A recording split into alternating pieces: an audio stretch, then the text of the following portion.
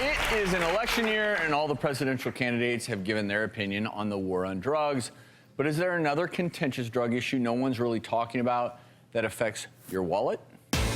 The Hippocratic Oath might include the promise for doctors to first do no harm, but how trustworthy are some doctors when it comes to the drugs they push on their patients?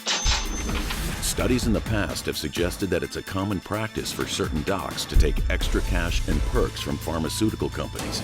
But a new ProPublica investigation has found that doctors who receive these type of payments do indeed prescribe drugs differently on average than their colleagues who don't. And the more money they receive, the more brand name medications they tend to prescribe. So what's the real deal?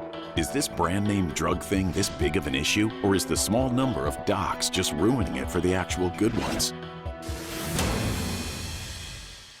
So just to clarify, this study is looking at doctors receiving industry payments, which I don't know what the exact percentage is, but it tends to be a low percentage of doctors. But in those cases, if they're receiving industry payments, they were 2 to 3 times as likely to prescribe brand name drugs at higher rates versus others in their specialties. Interestingly, if you look at certain states, the shares of doctors taking industry payments in Nevada, Alabama, South Carolina, Kentucky, 2 times that is in other states like Vermont, Minnesota, Wisconsin, and Maine. So the takeaway here is you can ask your doctor, hey, do you take any industry payments, and if so, from whom?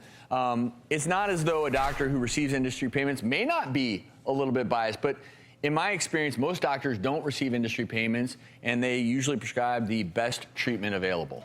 I've always found these studies interesting because I never, it truly, for me, it has never influenced my prescribing practices.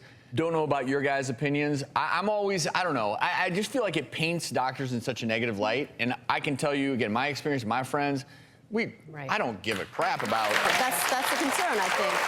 For most of us, we want to give the best medication, but at the least expensive prices, too, for our patients. Well, and the one thing that I don't love is if you're a physician, you shouldn't depend on your pharmaceutical representative coming in and telling you what medicines are the valid ones. Now, you can learn a lot occasionally, but it is really up to the physician to independently keep up to date. And that gets back to one other thing. You have to look at your insurance plan because under certain insurance plans, in a class of medicines, certain drugs in that class are much less expensive. And in almost every scenario, you can actually get that cheaper alternative. Talk to the pharmacist in tandem with your doc, because at the end of the day, you don't care about studies. You care about your own wallet, and there are great ways to just be smart about it. We'll be right back.